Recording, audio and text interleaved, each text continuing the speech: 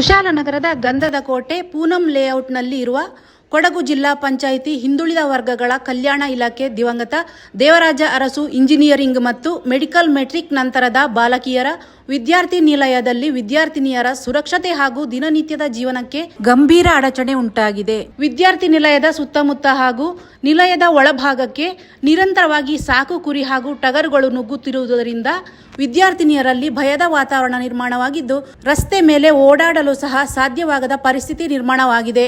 Hostel gate ತೆರೆಯುವ ಸಂದರ್ಭ ದಿಢೀರಾಗಿ ಈ ಸಾಕು ಪ್ರಾಣಿಗಳು ಒಳಗೆ ನುಗ್ಗಿ ಆಹಾರ ವಸ್ತುಗಳನ್ನು ಲೂಟಿ ಮಾಡುವುದು, ವಸ್ತುಗಳನ್ನು ಚೆಲ್ಲಾಪಿಲ್ಲಿ ಮಾಡುವುದು ಹಾಗೂ ವಿದ್ಯಾರ್ಥಿನಿಯರಿಗೆ ಗುದ್ದಿ ಗಾಯಗೊಳಿಸುವ ಘಟನೆಗಳು ದಿನನಿತ್ಯ ನಡೆಯುತ್ತಿರುವುದು ಅತ್ಯಂತ ಕಳವಳಕಾರಿ ವಿಷಯವಾಗಿದೆ.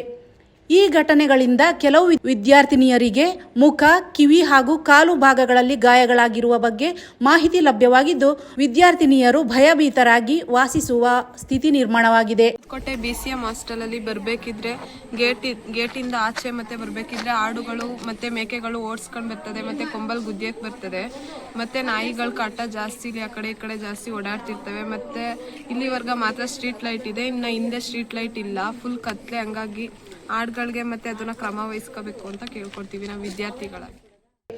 ಈ ಕುರಿತು ಸಾಕು ಪ್ರಾಣಿಗಳ ಮಾಲೀಕರಿಗೆ ತಿಳಿಸಿದರೂ ಯಾವುದೇ ಸೂಕ್ತ ಕ್ರಮ ಕೈಗೊಳ್ಳದೆ ನಿರ್ಲಕ್ಷ್ಯ ತೋರಿರುವುದು ಗಂಭೀರ ತಪ್ಪಾಗಿದೆ.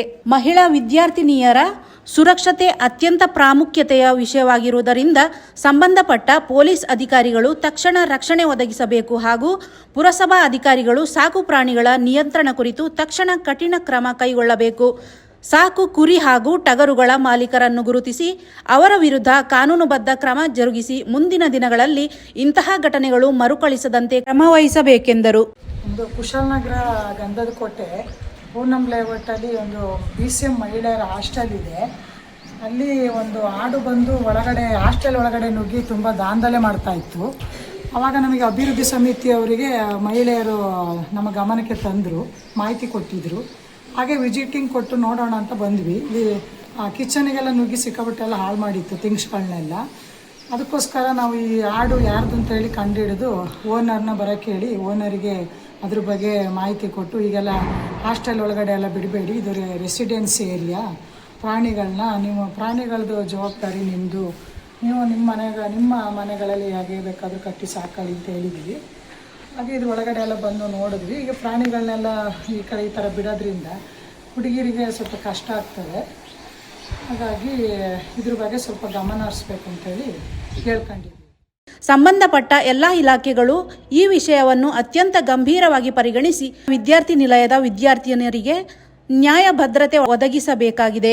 ವಿದ್ಯಾರ್ಥಿನಿಯರು ಭಯವಿಲ್ಲದೆ ವಾಸಿಸುವ ಹಾಗೂ ಓಡಾಡುವ ಹಕ್ಕು ಹೊಂದಿದ್ದು ಅದನ್ನು ರಕ್ಷಿಸುವುದು ಆಡಳಿತದ ಮೂಲ ಕರ್ತವ್ಯವಾಗಿದೆ. ಇಲ್ಲಿ ಗಂಧದಕೋಟೆ ನಿವಾಸಿಯಾಗಿರ್ತೇನೆ. ಹಾಗೆ ನಿನ್ನೆ ದಿನ ನಮ್ಮ ಅಭಿವೃದ್ಧಿ ಸಮಿತಿಯವರಿಗೆ ಇದರ ಬಗ್ಗೆ ಒಂದು ಕಂಪ್ಲೇಂಟು ತಕ್ಷಣ ಬಂದ ಕಾರಣ ನಾವು ಬಂದು ಇದನ್ನು ಅಬ್ಸರ್ವ್ ಮಾಡಿದ್ವು. ಆವಾಗ ನಿಜ ಇಲ್ಲಿ ಬಂದೆಲ್ಲ ತುಂಬ ಹೂಗಿಡಗಳು ಅದು ಇದು ಎಲ್ಲ ತಿಂದು ತುಂಬ ನಷ್ಟ ಮಾಡಿದೆ. ಹಾಗೆ ಅದರ ಓನರಿಗೆ ನಾವು ಹೋಗಿ ಹೇಳಿದಾಗ ಅವರು ಸ್ಪಂದನೆ ನೀಡಿರ್ತಾರೆ. ಹಾಗೂ ಈ ಕೊಡಗು ಅಭಿವೃದ್ಧಿ ಸಮಿತಿಗೆ ತುಂಬ ಧನ್ಯವಾದಗಳು ಅಂತ ಹೇಳಿ ಅವರ ಒಂದು ಅಭಿಪ್ರಾಯವನ್ನು ನಮಗೆ ತಿಳಿಸಿರ್ತಾರೆ. ದಿನ ಆಡ್ ಬಂದ್ಬಿಟ್ಟು ಹಾಸ್ಟೆಲಲ್ಲಿ ತುಂಬಾ ಹಿಂಸೆ ಕೊಡ್ತಿತ್ತು ಮಕ್ಕಳಿಗೆ, ಆಂಟಿಗೆಲ್ಲ ಕೆಲಸ ಮಾಡ್ಕೊಳ್ಳೋದಕ್ಕೆ. ಇದು ಕುಶಾಲನಗರದಲ್ಲಿ ಹಾಸ್ಟೆಲ್ ಲೇಡೀಸ್ದು ಗಂಧದ ಕೋಟೆಲಿ ಹಾಡ್ ಬಂದ್ಬಿಟ್ಟು ತುಂಬಾ ತೊಂದರೆ ಕೊಡ್ತಿತ್ತು. ಕೊಡಗು ಅಭಿವೃದ್ಧಿ ಸಮಿತಿ ಅವ್ರಿಗೆ ಇನ್ಫಾರ್ಮ್ ಮಾಡಿದ್ದಕ್ಕೆ ಅವ್ರು ಬಂದ್ಬಿಟ್ಟು ಪ್ರಾಬ್ಲಮ್ನ ಸಾಲ್ವ್ ಮಾಡಿಕೊಟ್ಟಿದ್ದಾರೆ. ಅವರು ಅದ್ರದ್ದು ಓನರ್ ಕೂಡ ಬಂದ್ಬಿಟ್ಟು ಇನ್ಮೇಲೆ ಈ ಥರ ಎಲ್ಲ ಮಾಡಲ್ಲ ಅಂತ ಹೇಳಿದ್ದಾರೆ. ಸೊ ಅದಕ್ಕೆ ಇವ್ರಿಗೆ ಥ್ಯಾಂಕ್ಸ್ ಹೇಳಕ್ಕೆ ಇಷ್ಟ. ನಾಯಿ ಎಲ್ಲ ಕೋಳಿ ಎಲ್ಲ ಹಿಡ್ಕೊಂಡು ಹೋಗ್ತವೆ, ಹೋಗ ಬರುವಾಗ ಎಲ್ಲ ಕಡಿಯಕ್ಕೆ ಬರ್ತವೆ. ಆಮೇಲೆ ಹಾಡುಗಳು ಹಿಂದುಗುಟೆ ಬರ್ತವೆ ಗುದ್ದಕ್ಕೆ. ಅಷ್ಟಿದೆ. ಇಲ್ಲಿ ಲೈಟ್ ಇಲ್ಲ ಆ ಕಡೆ ಎಲ್ಲ ಲೈಟ್ ಇಲ್ಲ.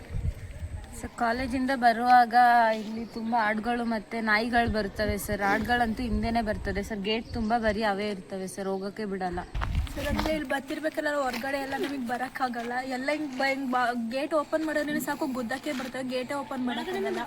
ಇಲ್ಲೆಲ್ಲ ತುಂಬ ನಾಯಿಗಳದ್ದು ಆಡುಗಳದ್ದೆಲ್ಲ ತುಂಬ ಕಾಟ. ಆಡು ನಾಯಿದು ಲೈಟು 3 ಪ್ರಾಬ್ಲಮ್ ಇದೆ. ನೈಟ್ ಹೊತ್ತು ಬಂದರೆ ಸ್ಟ್ರೀಟ್ ಲೈಟ್ ಇರಲ್ಲ.